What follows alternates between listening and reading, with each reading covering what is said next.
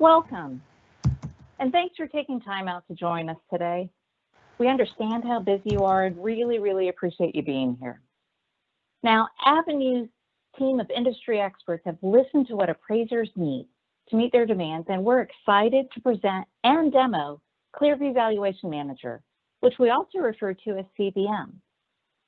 Now, CVM is easy to use and configure. It's a comprehensive software tool that helps assessors manage their entire property appraisal process using a GIS interface.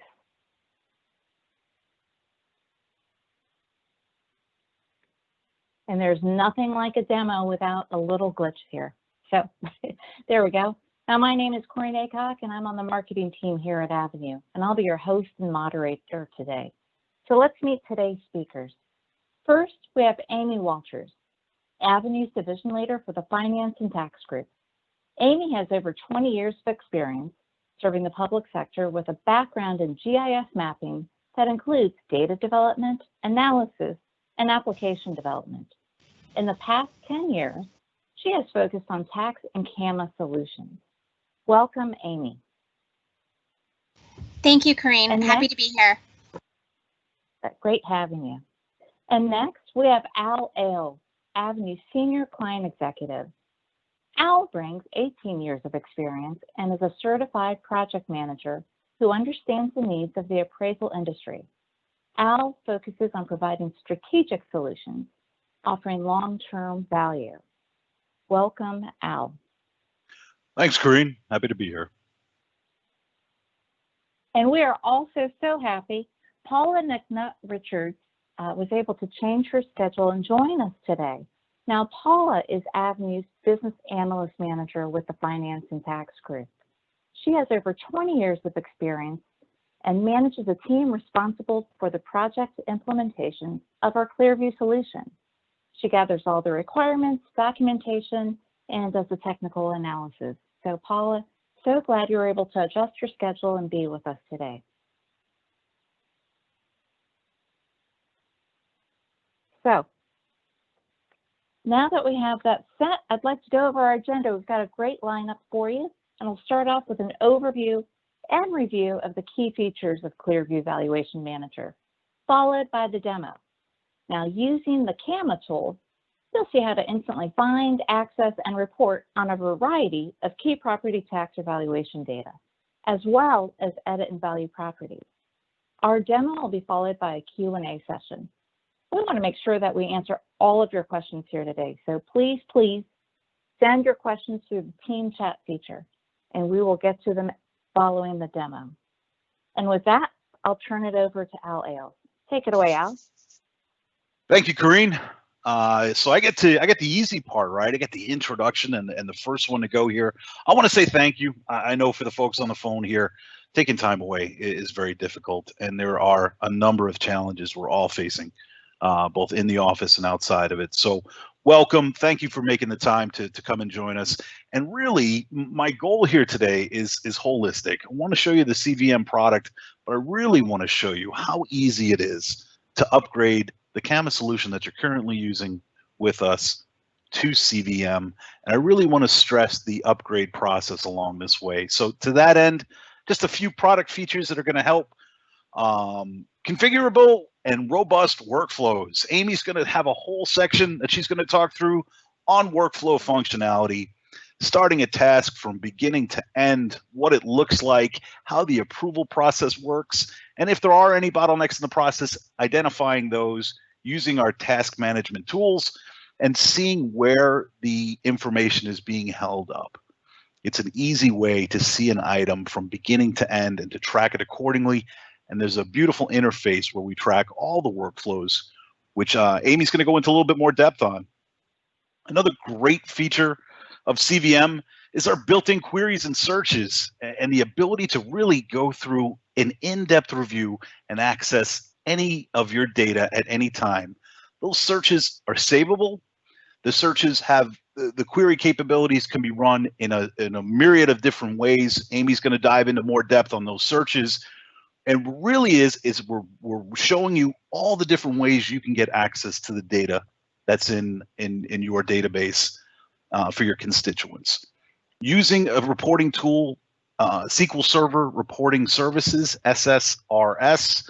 Using SSRS, you not only get with the CVM product a bundle of prepackaged reports, you have the ability to create custom reports as well. Everybody's going to want information, so you have the search query capability that can bring you that information real time, or if you want to batch and schedule or pull some on-demand reports that build yourself, the SSRS tool is going to be able to do that for you, and you'll actually be able to do it and in a much easier fashion by using just a subset of the data to build that report instead of having to have a comprehensive understanding of the entire database.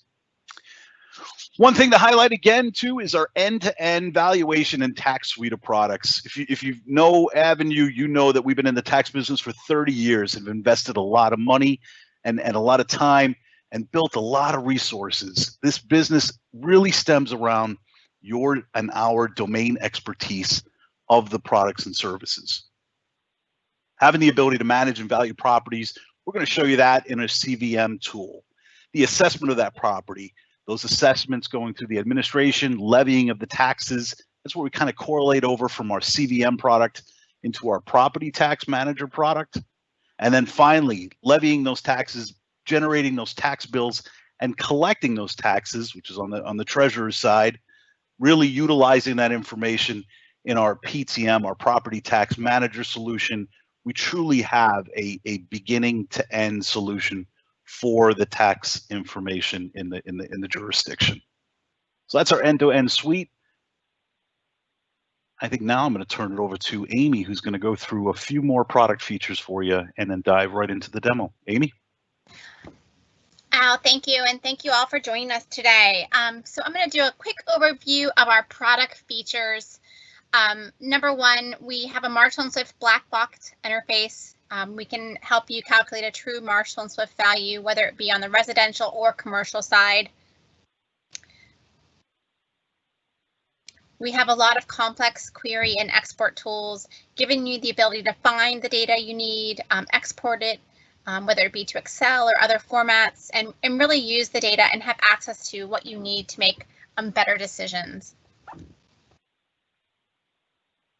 We have tools to handle condo complexes and unit valuations, be able to value things at a mass level and then distribute it to your condo units. So a lot of great options there for managing condos. And then we also do have a dedicated screen for managing manufactured homes.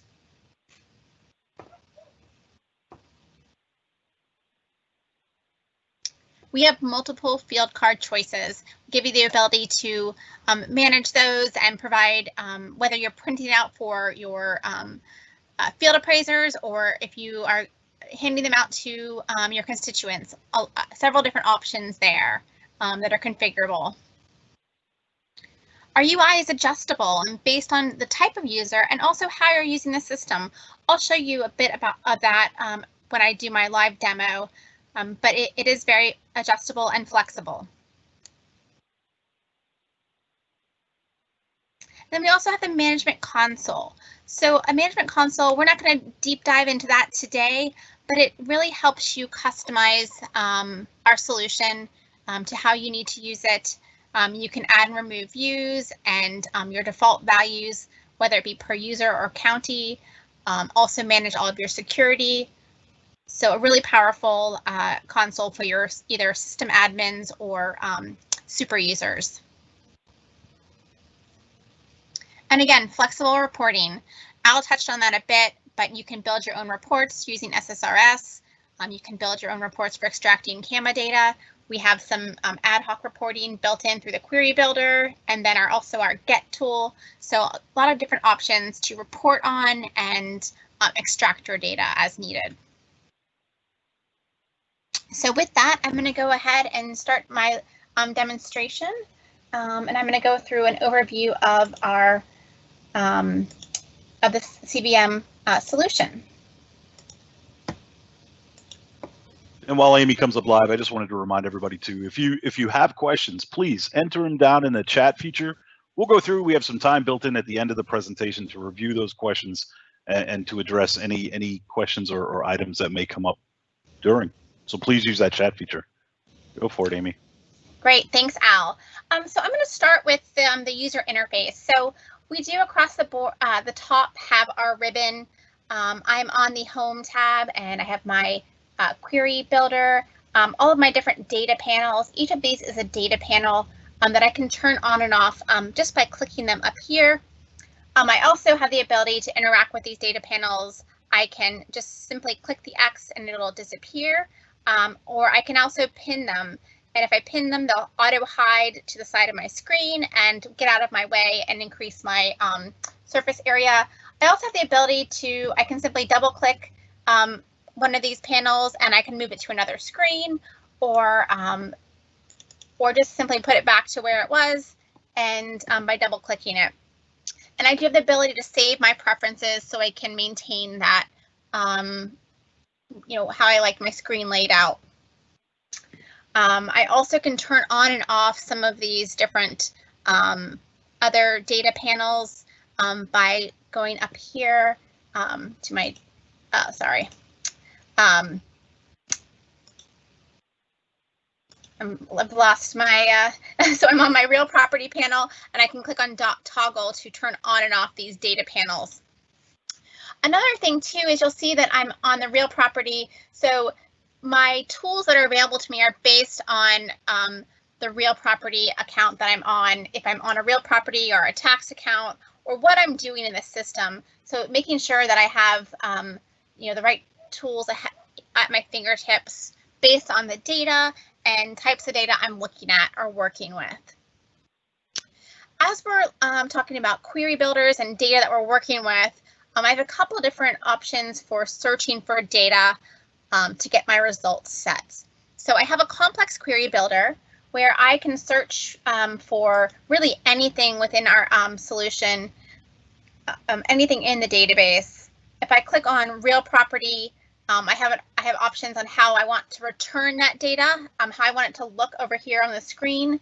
I'm going to select real property CAMA here, and I have the ability to add as many clauses as needed to return the data that I'm looking for.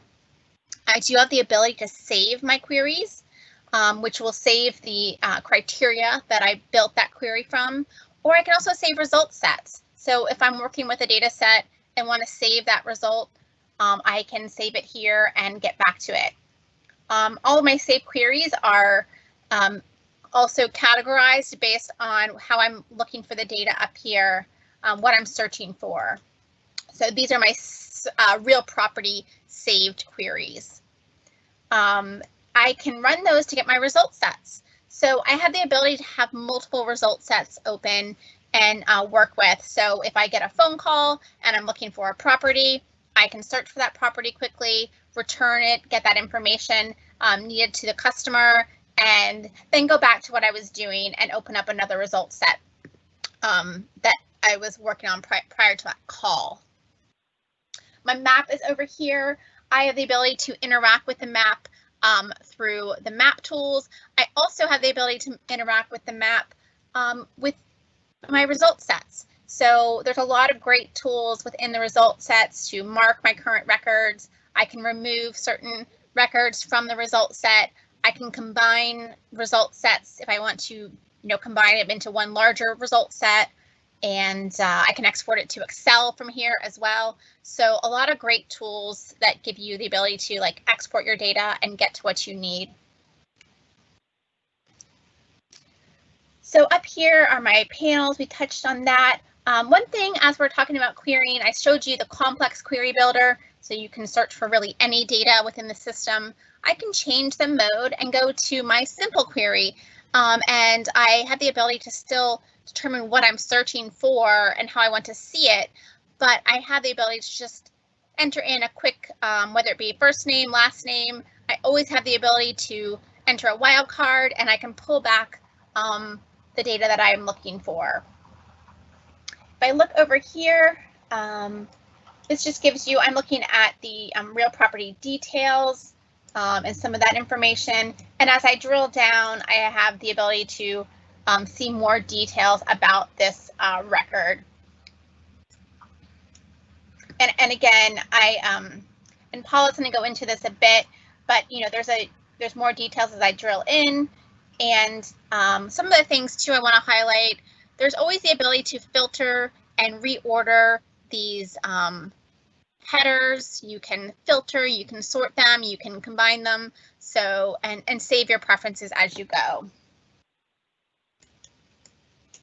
So up here I have some of my standalone processes. These will actually launch based on the record that I'm on. It will give me the ability to start that process to whether I want to move personal property or real property to another parcel.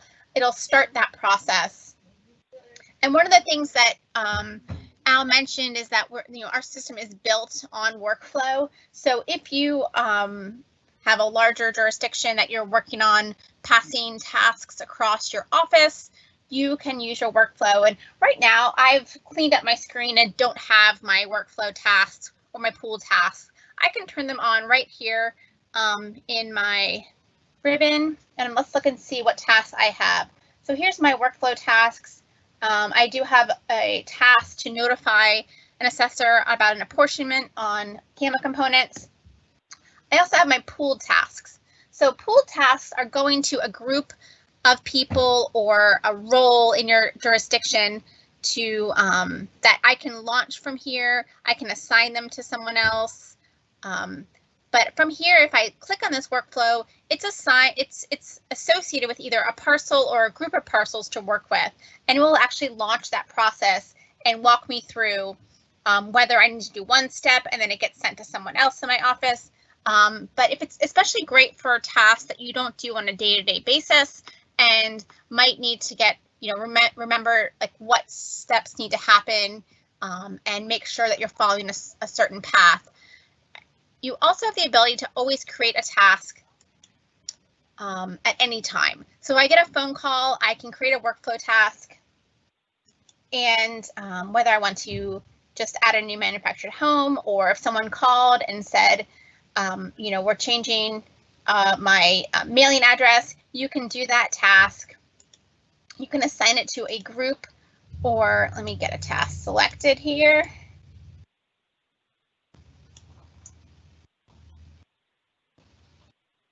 I'm going to click add a task adjustment. I can assign it to a group, or I can assign it to an operator. I can add any notes. I can schedule a start date or a finish date from here. And so that way, if the task isn't completed on time, it'll actually show red in my task window. I can apply it to one parcel or many parcels.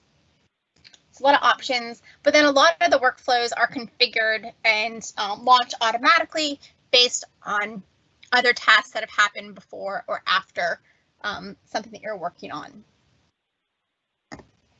I do want to kind of do a quick overview of reports. So we do have the ability to query data through our query tool. We do have a lot of custom built-in reports. I'm looking at this as an administrator, so I have access to all of our reports, but these are some of the reports that are in the application.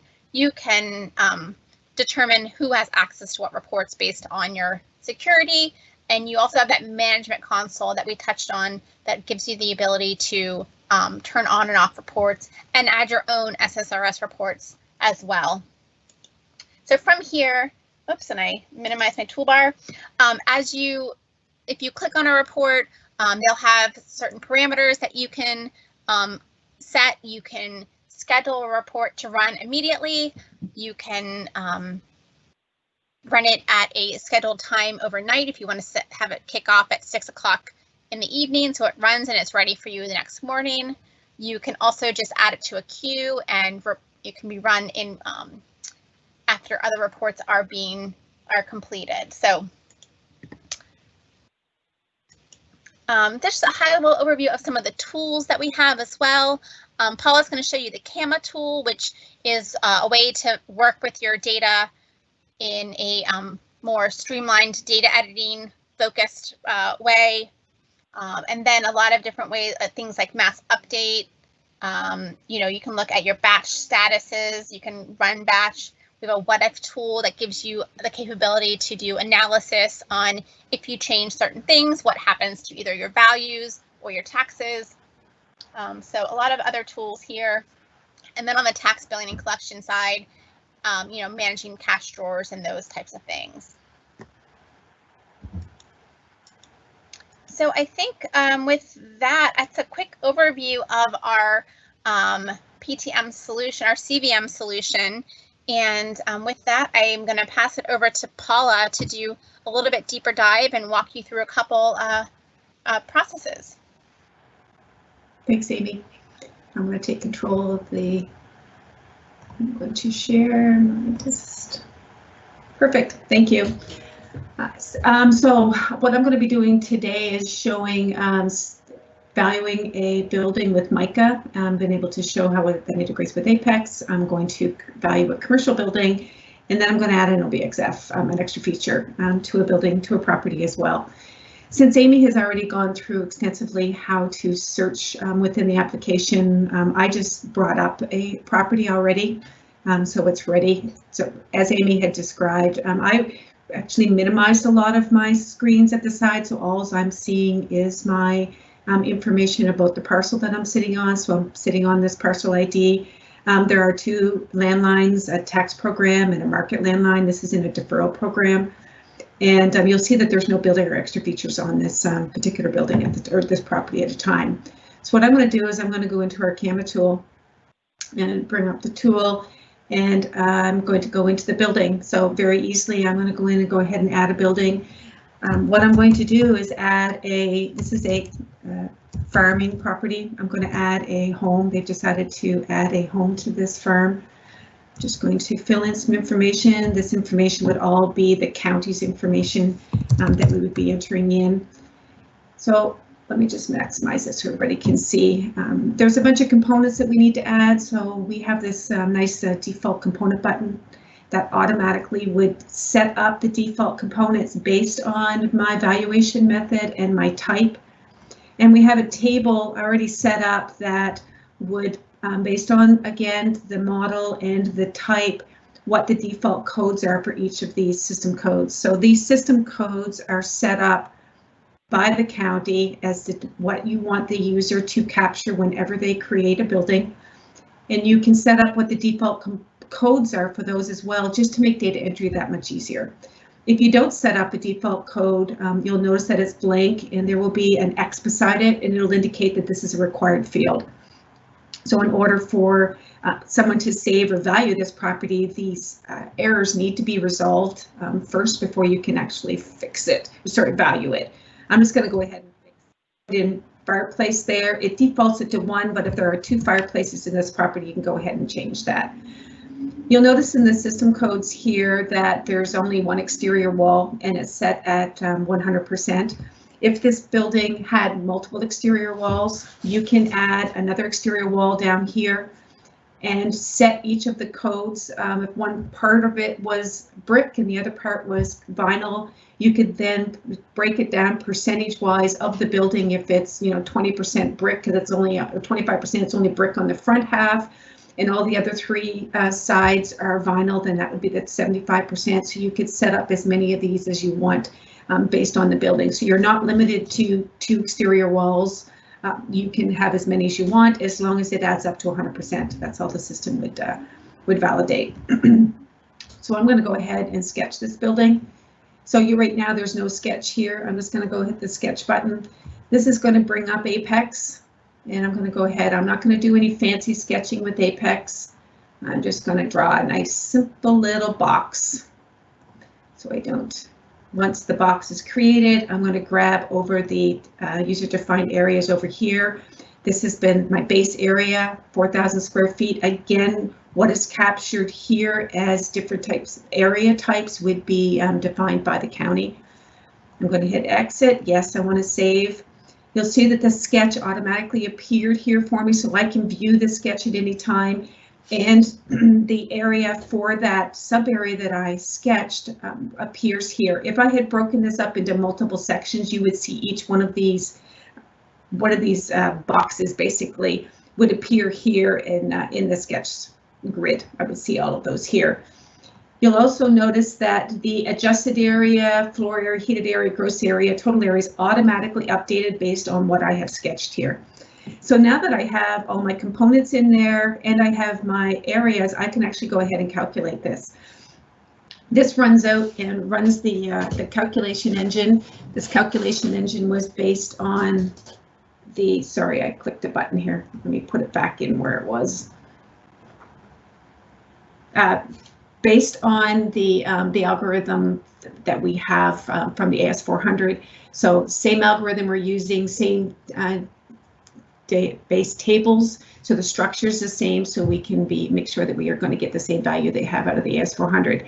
So this went ahead and created a final section of $219,919, $719 based on this.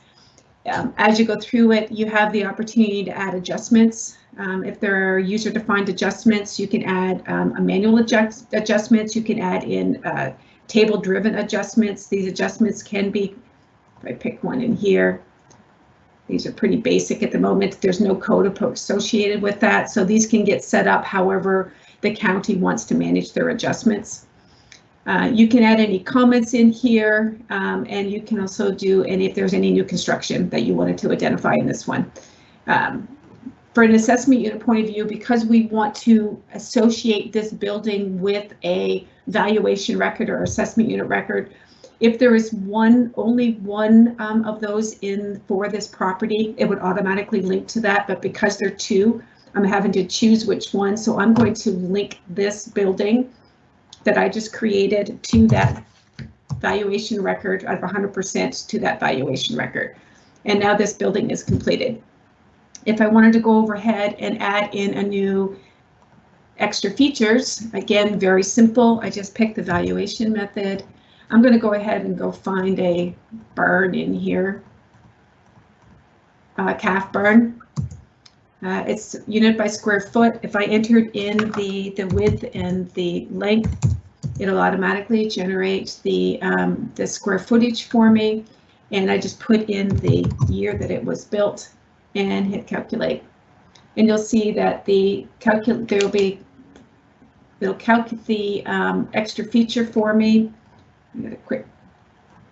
And it was $5,000. And you'll notice that up here, up on the header of this information is always, every time I add something in here, this header information is displayed. So I can see here that the extra features, $5,000 is one of those. There's one building and there's two landlines. This information is updated at all times. It also shows me my total acres, and because this is in a land program, that my total acres in my land program is 10 as well. So it allows me to make sure that I've added all of my land program acres in here. So if I wanted to add more, it's very easy to just add in more extra features by just selecting these from this drop-down list. So very easy to add this information in to the, I want to add a concrete patio here, and it's 21 by 19. Again, you'll notice when I add this in here, my extra features is now going to go to 2, and my total will automatically get updated on my header information. So now 2, the value, on my patio was for $499.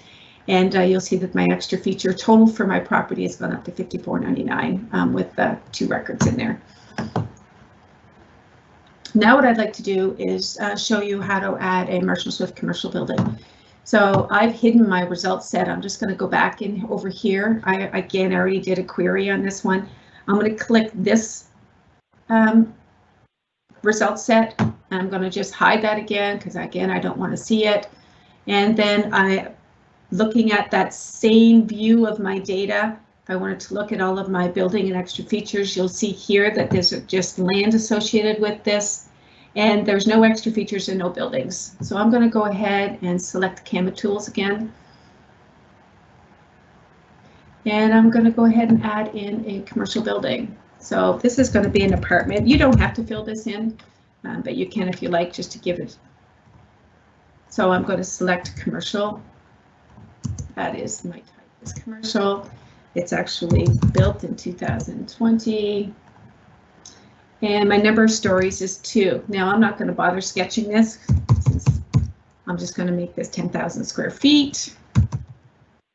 And I'm going to go ahead and create my occupancy. So I just select my occupancy tab. I'm going to go ahead and add this. I just happen to do this often, so I know that my 300 code is for a commercial Swift apartment. I'm going to go with the default height and the depth. The class is A class. It's 100%. This is where if I was creating a building that had multiple occupancies in it, so maybe the ground floor is retail and above that is all of the apartments, I can break down this occupancy as many occupancies I want for this building, as long as my percentage adds up to 100. And I would then select the quality of that as well. I have one more thing to add in here. I just need to add in a base cost and base cost. Now, by selecting the base cost, Marshall and Swift, if I just click base cost, assumes that the exterior wall and the interior wall and the floor covering is all of a certain type. Therefore, that's the value it would calculate based on that. Once it calculates that, I can go ahead and add in exterior walls if I didn't want to take the base values. So I can go ahead and add exterior walls. I can add interior floors. I can add in all of the other additional system codes that Marshall & Swift allows, and be able to generate my value. Same thing with this one. So this came up to $823,700 based on with an effective rate of 82,370. That was based on that. And again, if I wanted to, I could add an exterior wall in here. Just take my exterior wall, and maybe it was solid brick in this case, and I can go ahead and do that. And you'll see this value will actually change because I am overriding what the base value is. So adding it as brick actually increase it by $150,000 as opposed to taking the base exterior wall value that is used by Marshall & Swift. With Marshall & Swift, same as it was on that micro that I showed, you can add additional adjustments if you want in here, and you would be able to associate again with your valuation record assessment unit. So you would pick which one you're going to associate with that with. If it was going to each one of these valuation records, you could again take that $1,440,700 and break it up by percentage being associated with each one of these valuation records. So it was that easy to add in a commercial building using Marshall & Swift. You didn't have to maintain any tables. All these tables are part of the service that we provide. Marshall & Swift will provide every quarter. Marshall & Swift provides us with the tables with their new rates, and then we would provide that to the county, and that would be available to that county whenever they wanted to use them. So there's no need to maintain your own rate tables anymore when you're using Marshall & Swift. I think that's all I have today. Thank you. Thanks, Paula.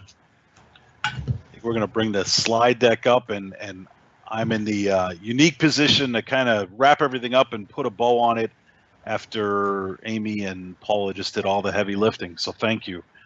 You heard a lot of, our industry partners.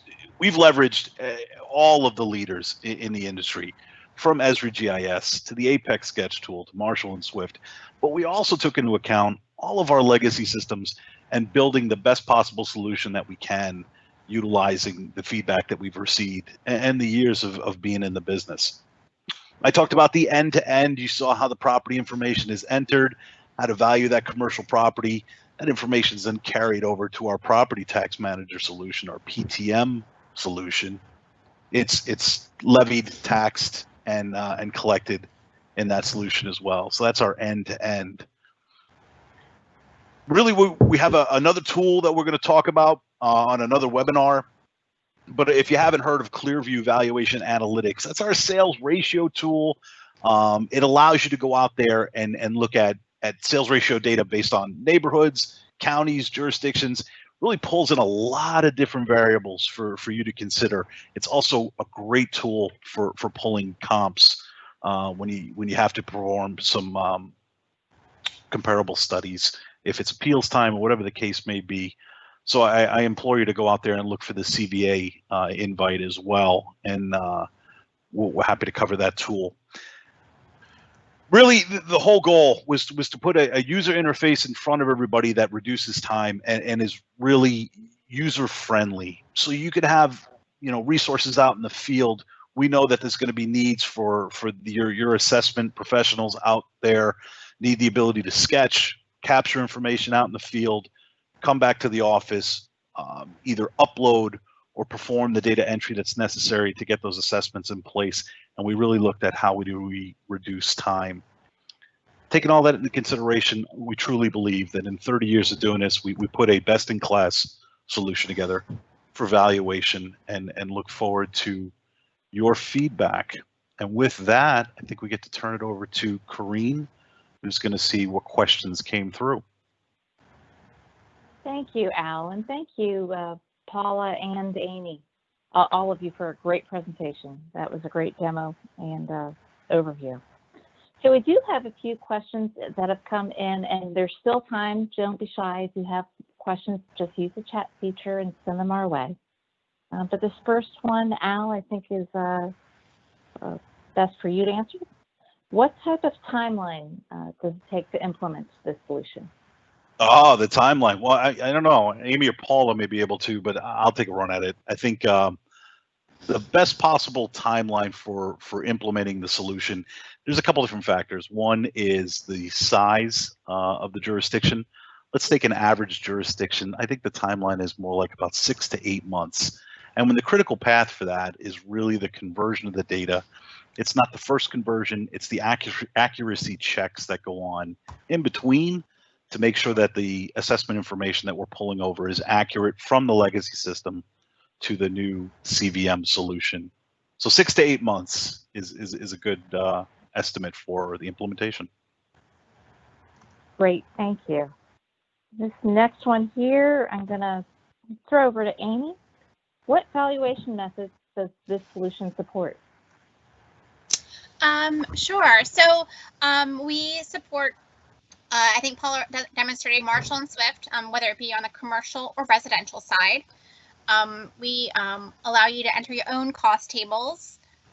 We have an income tool that we will allow you to develop and build income models. And I think that's, I mean, it's pretty flexible. Condo. And I don't know.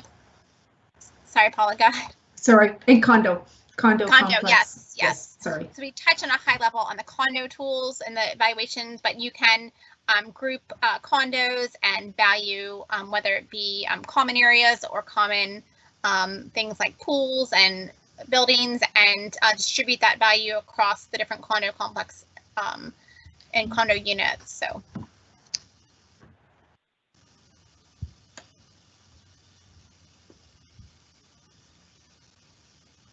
So I think that's the end of our answer, Corrine. Thank you so much. We have one more here. How do you handle a building that has different occupancies or class codes? Paula or Amy? I can take that one if you like. Okay, sure. There's a couple of different options. So you can create one building, and you can have, if you're using Marshall and Swift, as I had demonstrated earlier, you can have a single section and you can break up that one section into multiple occupancies. The other option is, if each of those were going to its own assessment unit, is to create multiple sections on a building. So one section could be for your apartment, and then you could have another section that would have been for your retail. As I described, if there was a building that the apartments were on 2 to 10 and then the retail was on the ground floor, you could break that up into separate sections. So there are options that the county could use. Great, thank you, Paula. And that looks like it wraps up our questions today. And I just wanted to thank again our presenters for taking time out of their day to give a great presentation and overview. And most especially, thank you to those of you who joined us, our audience. Really appreciate your time today. If you have any questions or want to learn more, please reach out directly to Al Ailes. His contact information is on the screen. He is ready to answer all your questions, and we are ready to help you get on your way. So stay safe and have a great day, everyone. Thank you.